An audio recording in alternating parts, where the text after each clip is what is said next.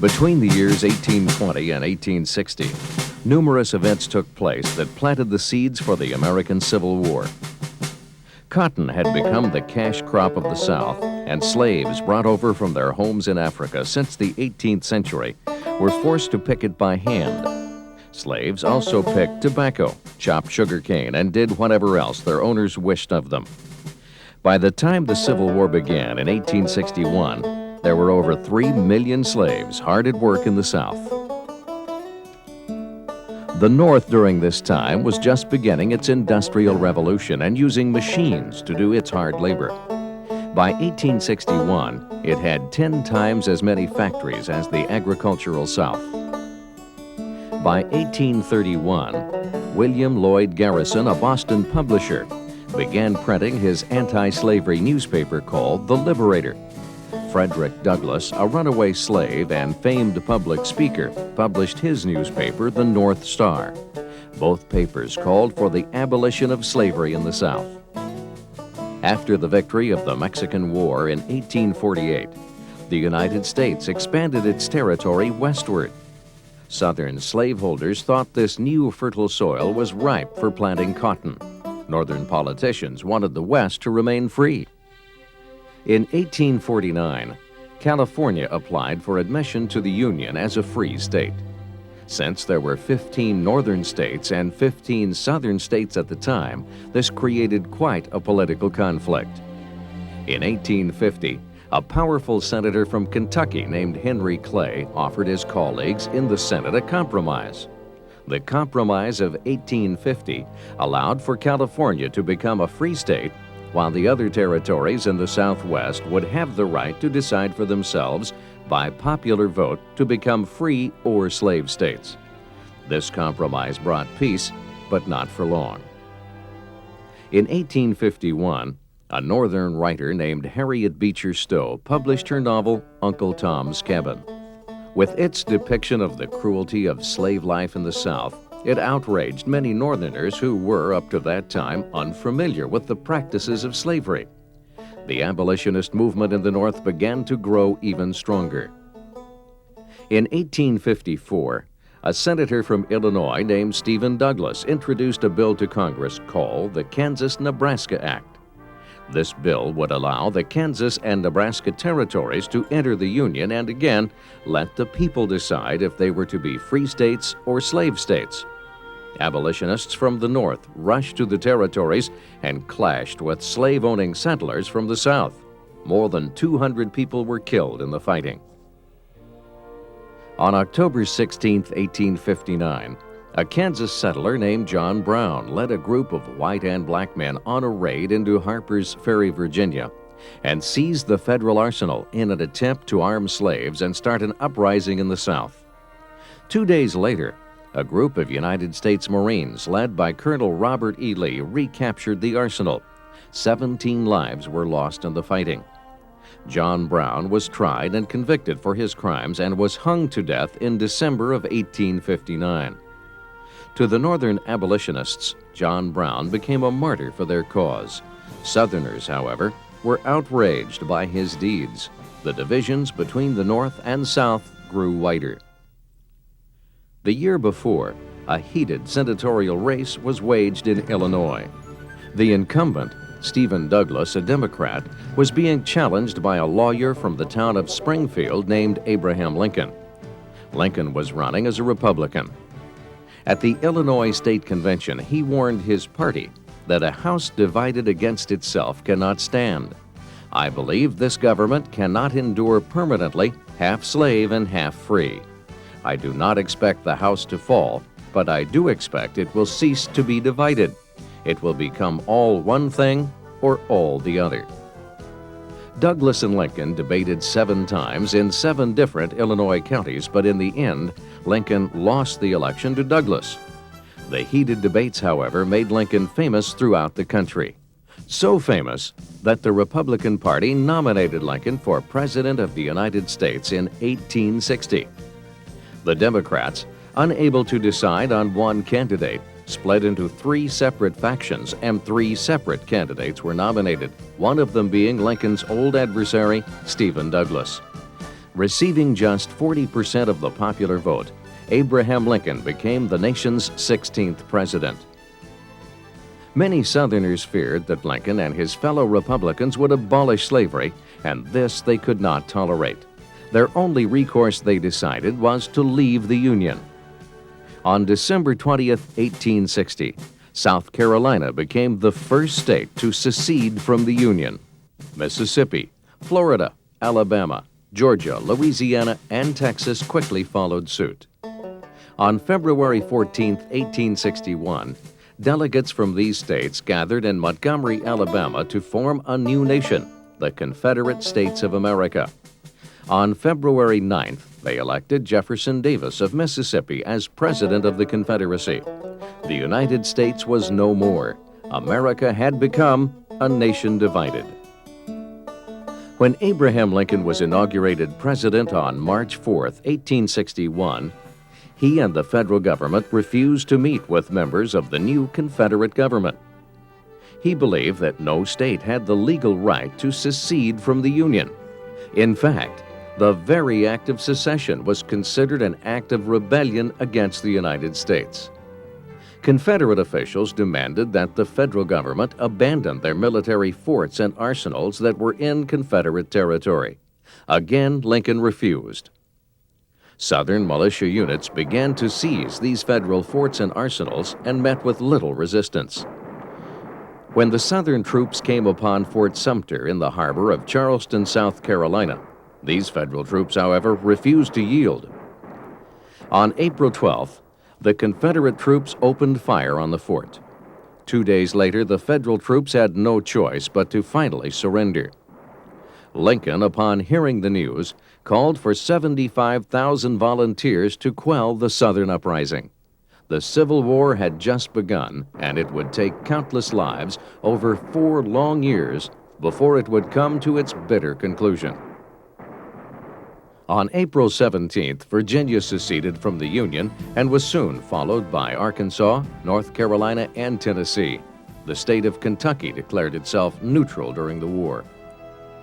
By April 19th, Lincoln had declared a blockade of all Southern ports, greatly limiting the import of needed materials for the war. By late spring, the Confederate capital was moved to the city of Richmond, Virginia. On May 27th, Brigadier General Irvin McDowell was placed in command of all federal forces in and around the Union capital of Washington, D.C. Under pressure from the North, Lincoln ordered McDowell and his army of 35,000 Union soldiers to attack rebel troops in Virginia.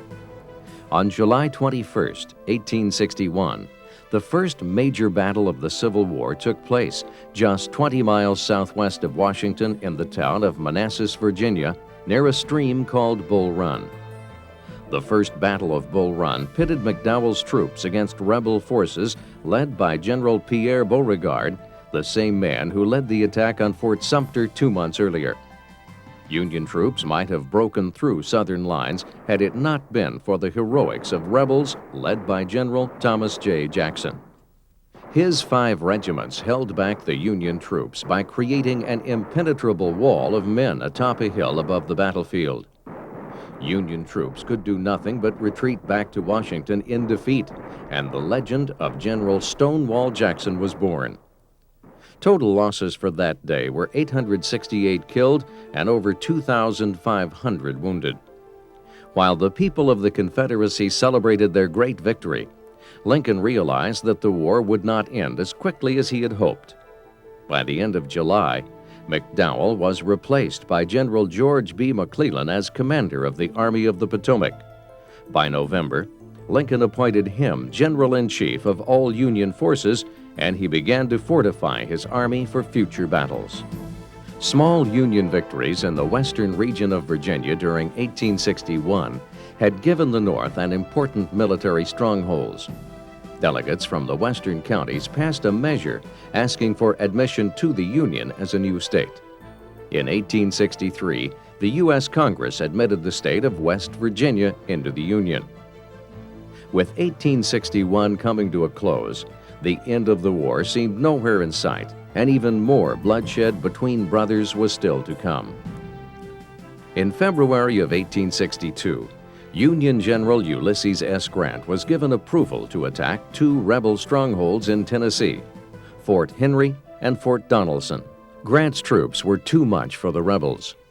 By February 16th, Confederate General Simon Bolivar Buckner had called for a truce and asked for favorable terms of surrender.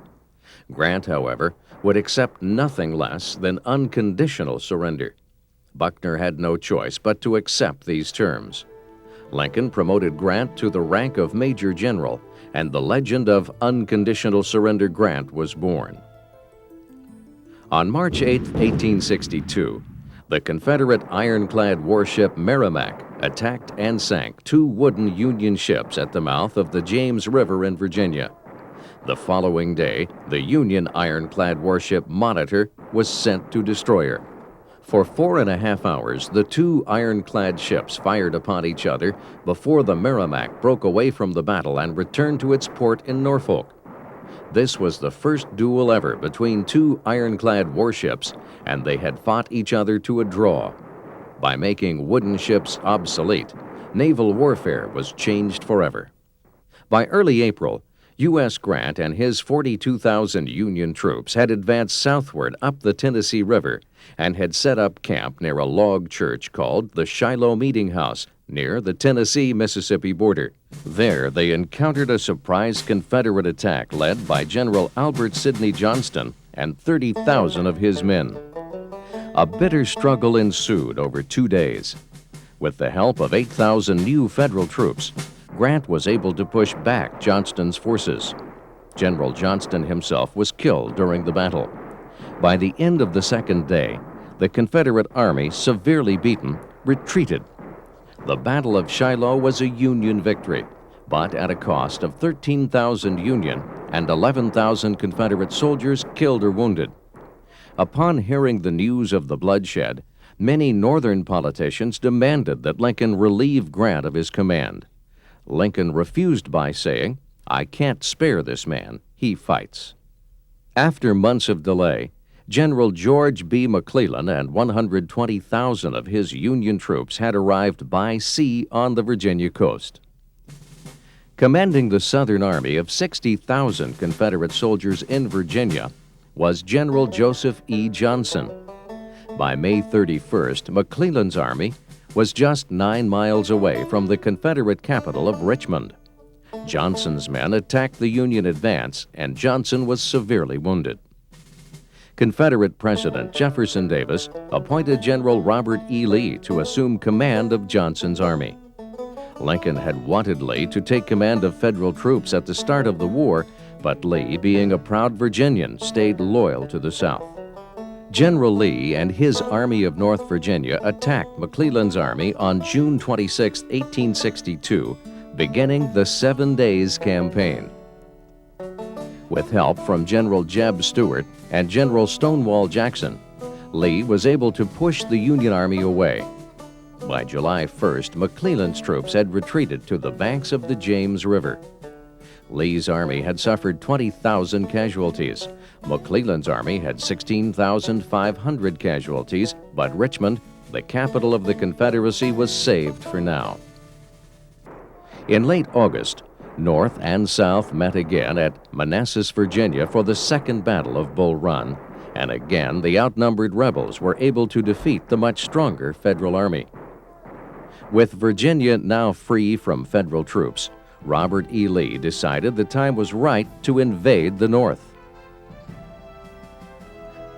On September 4, 1862, General Lee and 40,000 of his Confederate soldiers marched northward into Maryland. General McClellan, with 100,000 Union soldiers, left Washington to confront them. On September 13th, Union soldiers found a copy of Lee's military plans in a meadow near Frederick, Maryland. Even with this stroke of luck, McClellan moved slowly to battle. At dawn on September 17th, the two armies attacked each other along the banks of a creek near the town of Sharpsburg, Maryland. Fighting continued for almost 14 hours. When the battle finally ended, 2,108 Union and 1,546 Confederate soldiers were dead and another 18,000 were wounded. It was the bloodiest single day of the Civil War. The following day, Lee and his beleaguered troops marched back to Virginia. The invasion of the North had failed. On September 22, 1862, President Abraham Lincoln announced his plan to end slavery once and for all. With the stroke of a pen, Lincoln signed the Emancipation Proclamation. This presidential order promised freedom to all slaves in Confederate territory beginning on January 1, 1863. From that moment on, the Northern armies had two goals: to restore the Union and to abolish slavery forever. Disappointed with McClellan's failure to pursue Lee, President Lincoln had him replaced. By November 1862, General Ambrose E. Burnside was in command of the Army of the Potomac. On December 13th, Burnside met with Lee's army at Fredericksburg, Virginia. Burnside ordered 14 frontal assaults on the well-entrenched rebel soldiers. When the battle was over, 12,000 Federal troops and 5,300 rebel troops were dead. After 2 days of fighting, Burnside and his troops retreated. During one point in the battle, General Lee was heard saying, "It is well that war is so terrible. Otherwise, we should grow too fond of it." The Civil War was entering its second year. Lincoln, unhappy with his new general, appointed yet another man to take command of the Army of the Potomac. By early 1863, he chose Major General Joseph Hooker. On May 1st, Hooker and 70,000 of his men marched into Chancellorsville, Virginia. General Lee sent 50,000 of his men to meet them. Between May 2nd and May 5th, the battle was fought. With Lee's brilliant tactics and the help of Stonewall Jackson's troops, the outnumbered rebels were able to outmaneuver Hooker's men. Unfortunately, 2 of Jackson's aides were accidentally killed by Southern troops. Jackson himself was wounded and had to have his left arm amputated. By May 6th, Hooker's army had retreated. 17,000 Union soldiers lost their lives at Chancellorsville. More than 13,000 Confederate soldiers had died or were wounded. On May 10th, Stonewall Jackson died from pneumonia. Robert E. Lee had lost his most trusted general, advisor, and friend. On May 27th, black Federal troops saw action for the first time at Port Hudson, Louisiana. Unfortunately, they were defeated. On June 7th, however, black troops enjoyed their first victory when they defeated Confederate soldiers at Milliken's Bend, Louisiana. In early June of 1863, General Lee launched his second invasion of the North, heading into Pennsylvania with 75,000 Southern troops. On June 28th, President Lincoln replaced General Hooker with General George McMeade. As General Lee and his men marched north through Pennsylvania, they came upon the small town of Gettysburg. Half of Lee's men were traveling barefoot, and the small town was known to have a shoe factory. On July 1st, 1863, a small group of Southern troops encountered Northern troops and fighting began. By the next morning, 65,000 Confederates were pitted against 85,000 Union troops in the Battle of Gettysburg. For 2 long days, the fighting continued. At one point, the Union line stretched for 3 miles, with Lee's troops constantly assaulting them. On the afternoon of July 3rd, Lee ordered General George E. Pickett to attack the center of the Union position with his divisions. 15,000 Confederate soldiers marched across 400 yards of open ground to face the entrenched Federal troops. Pickett's charge would be Lee's final gamble to win the battle, but it failed. Only half of Pickett's men made it back to Confederate lines. When the 3-day battle was over, more than 50,000 men were either killed, wounded, or missing. It was the bloodiest battle of the Civil War, and it was the last time that Lee would set foot in the North. The tide of the war was finally turning to the North's favor. On July 4th, General Ulysses S. Grant won a major victory when Confederate troops surrendered at Vicksburg, Mississippi. The Mississippi River was now in Federal control. On November 19, 1863, President Lincoln went to Gettysburg for the dedication of a national cemetery for the many men who died there. In his brief speech, he said, "67 years ago, our fathers brought forth on this continent a new nation conceived in liberty and dedicated to the proposition that all men are created equal." He concluded his speech by calling for the war to continue so that this nation, under God, shall have a new birth of freedom, and that government of the people, by the people, for the people shall not perish from the earth. The Civil War was now entering its third year. On March 19, 1864, President Lincoln appointed Ulysses S. Grant General-in-Chief of all Union armies. The following week, General William Tecumseh Sherman succeeded Grant as commander of Union troops in the Western Campaign. On May 4, 1864, Grant began a massive campaign involving all of the Union armies. Grant would command an army 120,000 strong. He would enter Virginia and advance toward Richmond to engage Lee's Army of Northern Virginia, numbering just 64,000 men. In the West, General Sherman, with a force of 100,000 Union troops, began his advance toward Atlanta to face Confederate General Joseph E. Johnston's Army of Tennessee, numbering just 60,000 men. In the Battle of the Wilderness, Grant lost to Lee's army, and both sides suffered great losses. But instead of retreating, Grant moved his troops to Spotsylvania, Virginia. There, the two armies met again, and fighting ensued. The Battle of Spotsylvania cost Grant 11,000 killed or wounded Union soldiers. Lee's casualties were 4,000 killed or wounded. Grant's attempt to get around Lee's flank had failed. Grant then moved his troops to the southeast.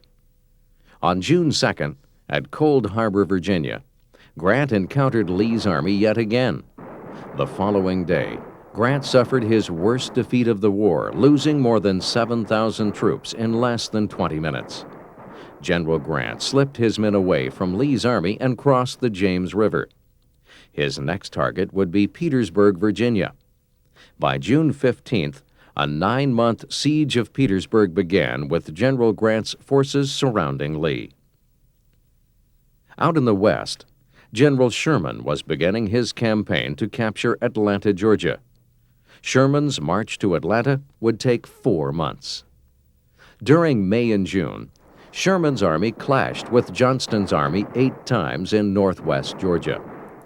By mid-July, Sherman had fought his way to the outskirts of Atlanta. When Confederate President Jefferson Davis heard of this, he had Johnston replaced by General John B. Hood. In August of 1864, the Democratic Party nominated George B. McClellan for president to run against Lincoln in November. Abraham Lincoln desperately needed Union victories to secure his re-election. On September 2nd, General Sherman's forces finally captured Atlanta. General Hood and his army abandoned the city and headed south. It was the Union's greatest victory of the year and greatly helped Lincoln's chances of winning the presidency for a second term. On November 8, 1864, Abraham Lincoln was re-elected President of the United States, carrying all but 3 states with 55% of the popular vote.